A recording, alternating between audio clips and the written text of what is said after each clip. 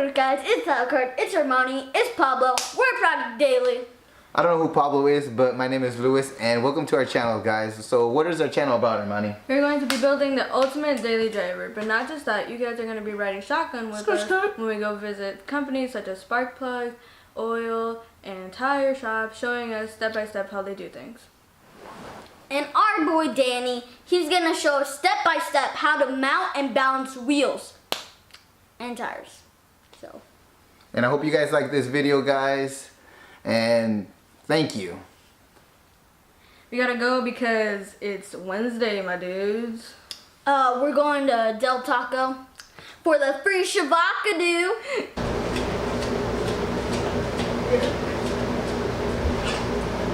Hey, how's it going, guys? All right, we're here at DNA Wheels and Tires with... My name is Danny. I'm the mechanic here, as well as the manager.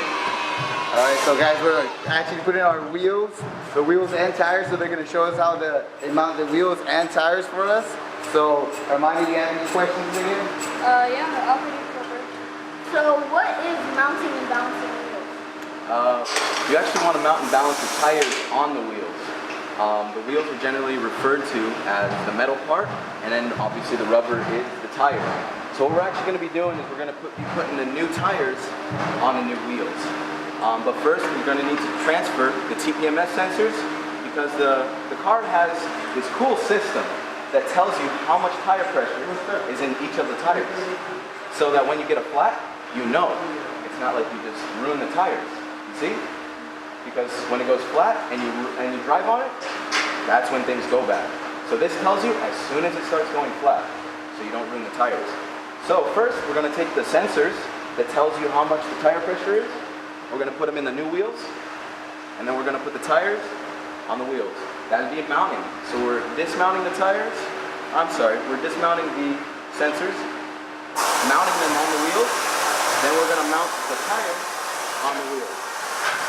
Then it's the balance. And that balance is done on that machine over there. When you balance a tire, it makes it so that it runs smoothly. So the faster you go, if something is off, you're going to be able to tell more and more as you go faster. So let's say you're going on the freeway. As you get faster and faster and faster, you're going to start to feel a shake if the tires are not balanced or out of balance.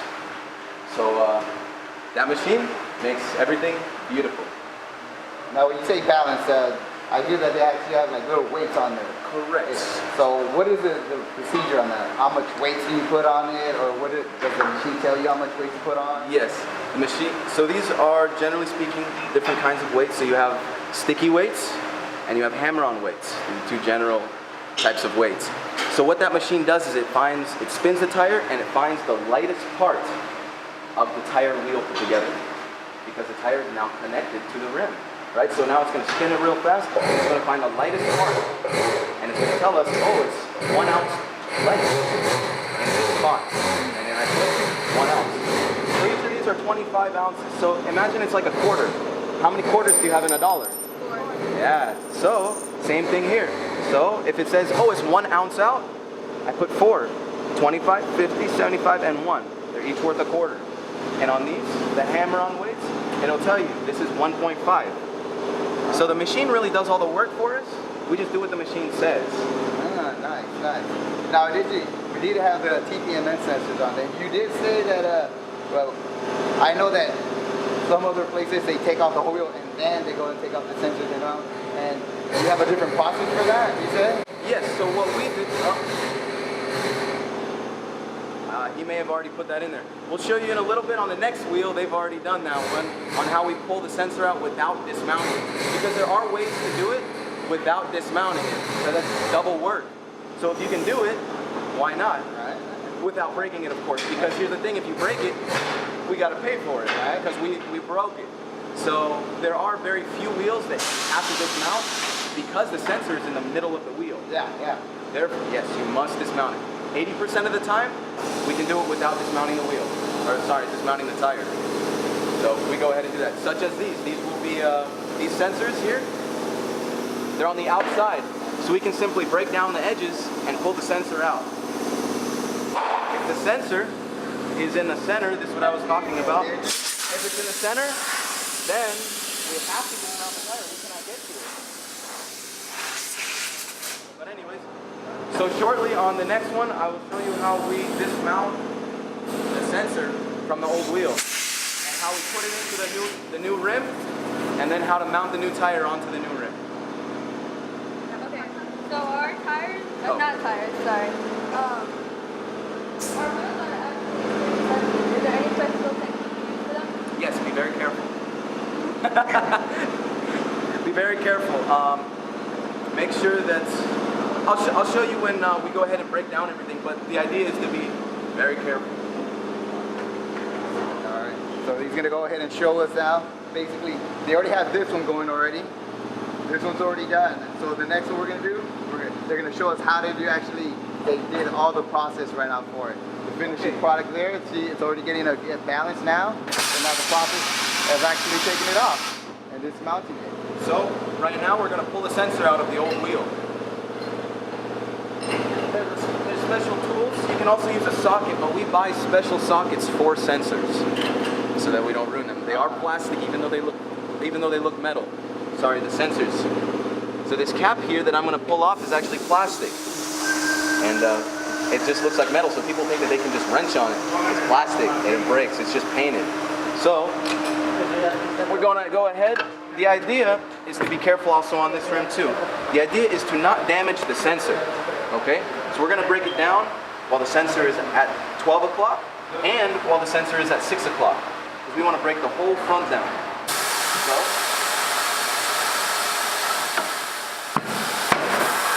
you see? So see how it didn't hit the sensor? So look, I can damage the sensor. See if I do it here? So you want to put it at 6 o'clock and 12 o'clock. See how it's broken down all the way around? See? So now that it's broken down all the way around, be very careful to pull the sensor out. So, see, there's the sensor. On the inside there, see how I pulled the tire away from the sensor? You're gonna have to go on the inside here. There you go. See how you pull away the tire from the sensor as you break it down? That was really cool. Yeah. And so, then we remove the sensor. So, this is what I was talking about. You can use a deep socket if you want, or a wrench. It's just not recommended to. But literally, you just screw this off here.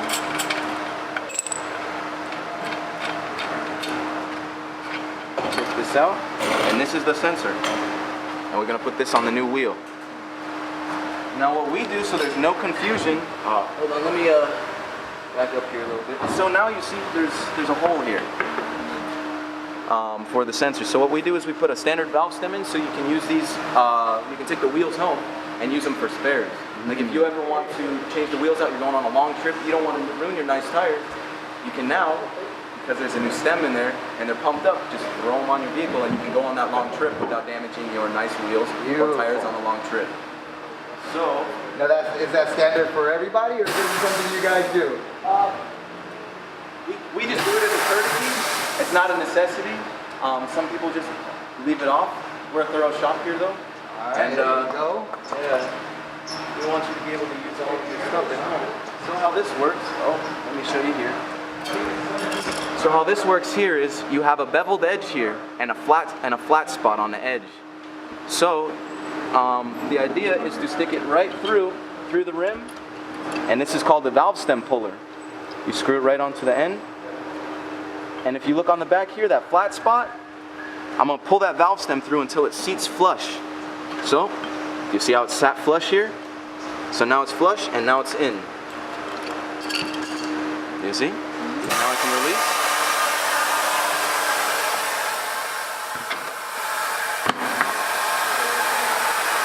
Easy.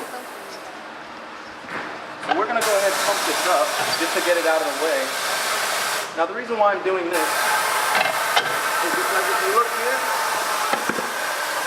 see how the valve stem, there, it went over it. Sometimes the tire gets caught on the valve stem. So when I try and pump it up, it doesn't pump up. So that's why I was going to break it down over here. Turns out it slipped right over as I was about to do it.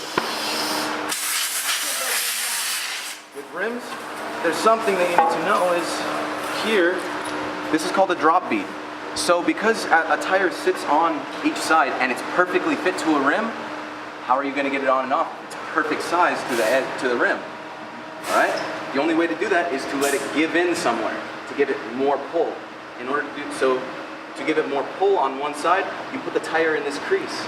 To see how this is much lower, sorry, this is much higher than this here. Oh, yeah. So if I put the tire in this crease in here, it gives me just enough room to slide the tire all the way around the rim. Because the tire is perfectly fit to the rim. Yeah. See? So, the drop bead side always faces up.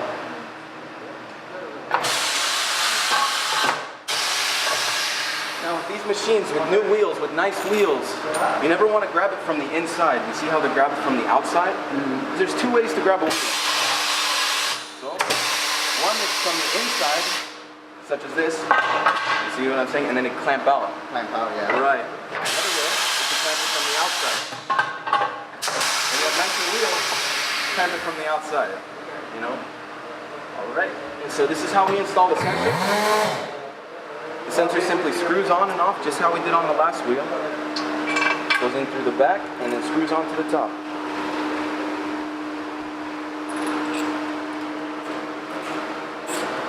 A lot of people over tighten the sensors. They don't actually need to be that tight. The idea is just to seal the rim. It's not like a bolt on a car where it might shake loose. Okay, yeah. You know what I mean? So, a good trick that I use is you can use the whole handle, but the farther you have a handle come out, the more you can turn it. You know what I mean? So, I put my hand right at the base here, and I just turn it until it's snug. Because watch, if I come out here, oh wow, I moved it, no problem. But here, No more, yeah. right, because there's less leverage the closer you get to here. Like for instance, on a big torque wrench, the farther you go, that's why they're so big, is because the farther you go out, the easier it is, because we have to torque things down to 200 pounds sometimes, 180 pounds, and that'd be real hard with this, right? Yeah. Because it's short. So the shorter you make the wrench or the ratchet by moving your hand closer, the less power you have. So in this case, I put it all the way up, all the way right on top. Wow, that's tight. So here's the thing as well, is the TPMS system is made for each sensor to go in a specific place. If they're not put in a specific place, it can cause problems in the system. Okay? So this one was pulled off the left rear. We mark it right after we pull it off so we can put it back in the right place. So left rear. So we're going to mark this one, left rear, on the inside of the wheel. Now these tires, do you guys see an arrow? Kind of an arrow going on? Yeah, that way. Right. So the tire's going this way. These are called directional tires. There's 3 different kinds of tires. There's standard tires, which you can't tell, such as these here. There's directional tires, because there's a direction on it, right? The direction, there you go. And there's, let's see, asymmetrical tires, which means one side is different than the other. So for these are directional tires. So we know that this tire needs to go to the left because it had a left marking on it. Correct. So how you tell which way a tire is going is you look up to the top, and then you see which way the tire is going. So if I make a mark, where'd I put the marker? So we know that the tire is going this way. Correct? Right? So if you set a tire down, look straight at it, you look to the top. Oh, it's going to the right. You see? Wrong way. Remember, it's the left. Yeah. So it needs to be mounted this way, facing this way, because it's a left tire. So, first thing you do before you mount it is you soap it up. The reason for soaping things up is so that the rubber has a less chance of tearing. Okay. Because other rubbers are softer than others, and some are, really stiff. I wouldn't say so. You always want to lube because everything is such a snug fit. And rubber is grippy, as you know. So you want it not to grip. You want it to slide right on as easy as possible. Some people say that the more lube, the better, because it's such a tight fit. So it's basically just soap and water. Soap and water, but it's tire soap and water. Oh, tire soap and water.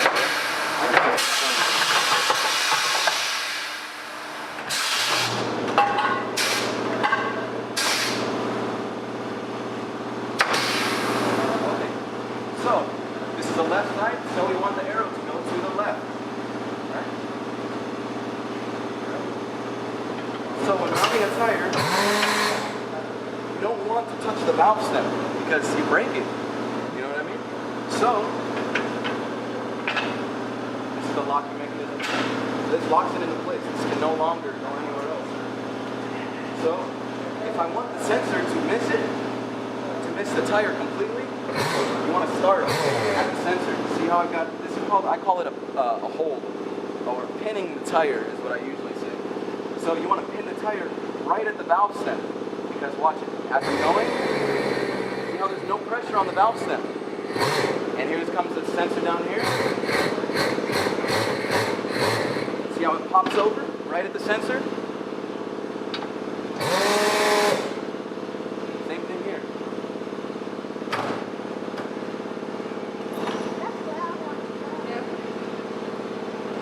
So, if things start to get dry, just open back up.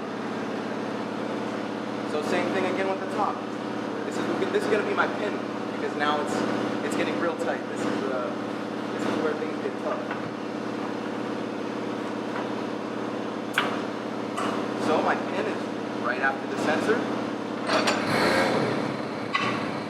And the idea when mounting a tire is to get it on top of the duck head and below the duck head, because that'll make it, watch, you'll see it go.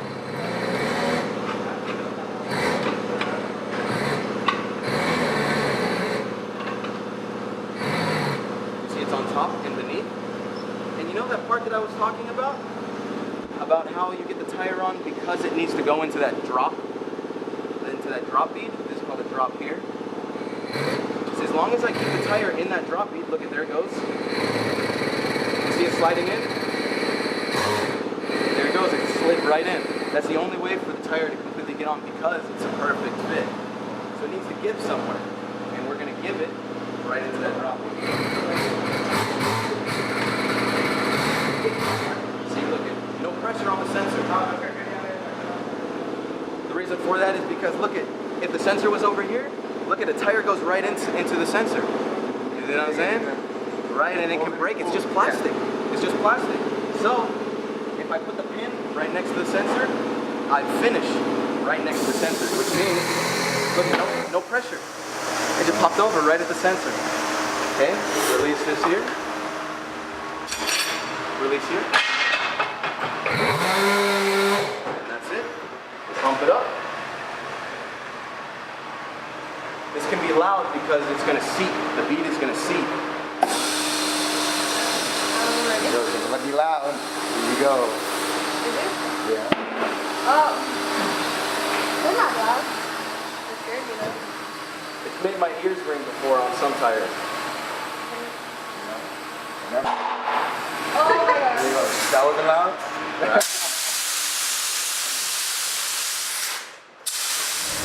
So I'm going to stick the core in when it gets to about 40 pounds. Because we're going to fine adjust the PSI once it gets on the vehicle. So we're at about 42, 43.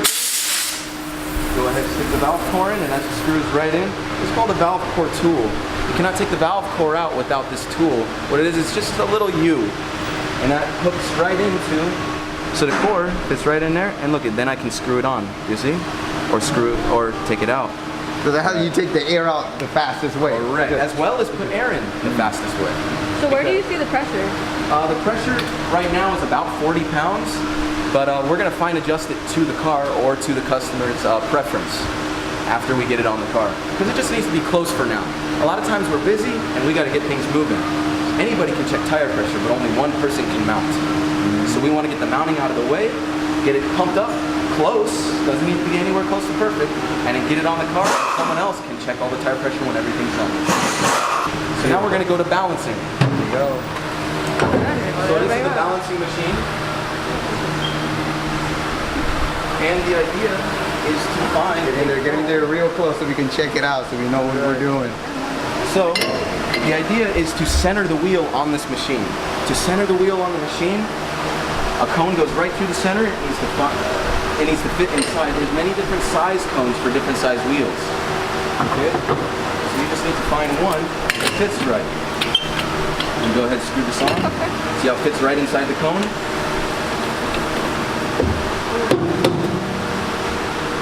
And And now the wheel is centered because the cone. Alright, and so this is an 18-inch wheel. It's already set to 18. And that's where you get in there. Alright, and so now we'll go ahead and take this off. I'll go ahead and spin it. So what happens right now is it's finding the lightest part of the wheel and tire combined because they're connected. So as you see here, it wants 175. So it's the lightest part of the tire, what it's always referring to when it stops itself is at 12 o'clock. So right now at 12 o'clock, see watch if I move it, it's going to go right back. Finds the lightest part of the tire and puts it at 12 o'clock.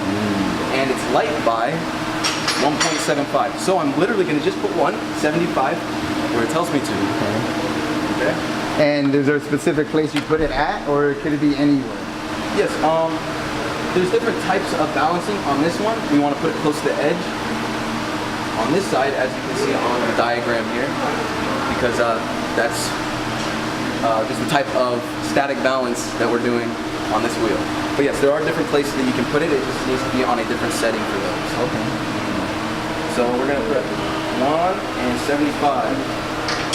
Before we actually even put those on, I want to use a little bit of brake cleaner. We want to clean it off. Even though these are new rims, sometimes there's a preservative that they leave on them. And as you know, adhesives don't stick very well to things that have oil on them or any kind of dirt or dust. So we're literally going to put it right at the top. There we go.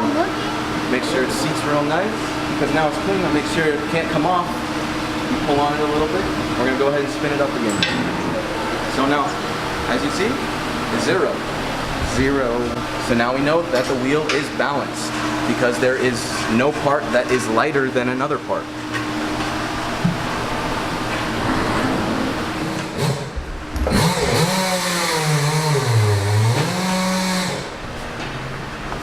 Okay, so this said LR, correct? For left rear. Yeah. What defines where things go is, imagine you're sitting in the driver's seat. So if you're in the driver's seat, what is the left rear? It's this side over here. So that's where we're going to put it. A lot of people are like, oh, well, it's on the left side. They meant the right. They were just looking at the car. Always imagine you're sitting in the vehicle. So if I say, oh, there's a flat tire in the right rear, that's you sitting in the driver's seat, and it's going to be in the right rear. It's very common when ordering parts, or when you're directing people, especially if you're working in a shop, everyone needs to be on the same page. And that same page is if you sit in the driver's seat, where is it? So I know that these lug nuts have like on the back of it, it says it has to be torqued at a certain much. I think it was like 75 if I was right, but probably not. So do you guys use a lug nut wrench, or do you guys use the actual impact gun? Well, we use an impact gun just to snug everything up, and then we torque it to spec. Okay. Afterwards. So what I like to do is, see here you have a lock. It's called a wheel lock. Without this key, you cannot take this off unless you hammer on the socket. Alright? So what I like to do, just for aesthetic purposes, is I'll put the lock in accordance with the valve stem. So for instance, in this case, we have this stud that's directly in line with this. So that's where I'd put the lock. So I put the lock right here. Still, we did forget that we do have hub rings, and these do require hub rings. And what can you tell us about the hub rings and what they do? The hub ring helps center the wheel, especially for those that are going fast or make a simple mistake of not tightening them down in the right order. This helps center the wheel itself. It also fills the gap between the wheel and the hub that's supposed to be there, because I believe the correct term is hub-centric. These are called hub-centric rings, and stock wheels are hub-centric wheels. In other words, they fit perfect. In a hub-centric ring, I'll take one of them. It fits here. You see, it fits perfectly there, and it also should fit perfectly here. See how it fits perfectly there? So in other words, it fills the gap between here and the hub. The stock ones fit on here nice and perfect. As you can see, there's discoloration here. That's where the original wheels sat. So yeah, you can see it's a nice and perfect fit. So because these are aftermarket wheels, they're not made to fit perfectly on this vehicle. So this is what we use to make it fit perfectly. So.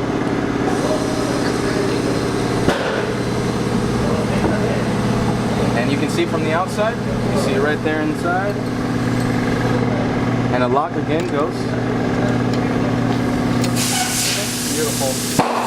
You know, just a little finishing touches on there, you know, to get a little mash on there.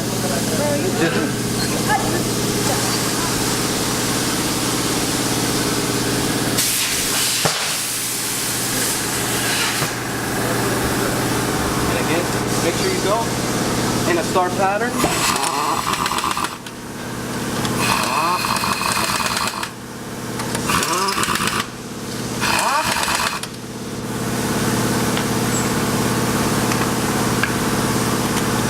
To have hub-centric rings is to help vibration. A lot of times in high-end cars, they require them. In lower-end cars, generally you wouldn't even feel it just because they're not so fine-tuned. All right, we are all set here. I always do recommend using the hub-centric rings if they are available for them.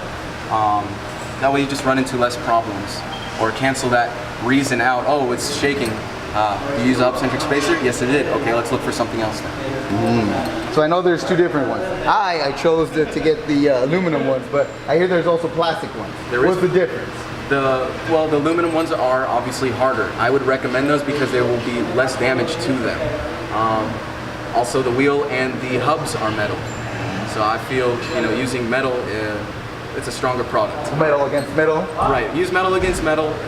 Right, because one is not going to be far less malleable than the other. I heard a lot of the stuff saying that the plastic ones would break, especially they have a lot of big potential of breaking. I'm like, you know what?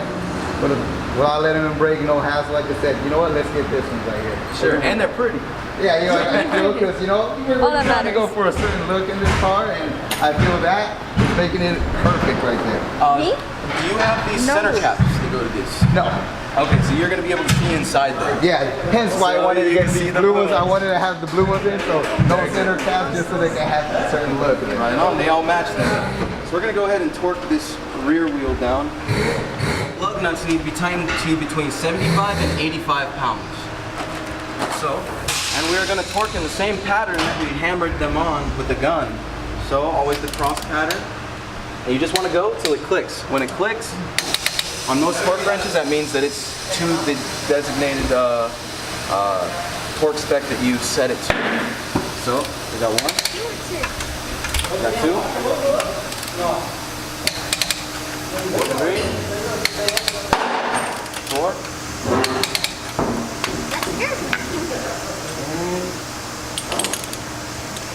Lock.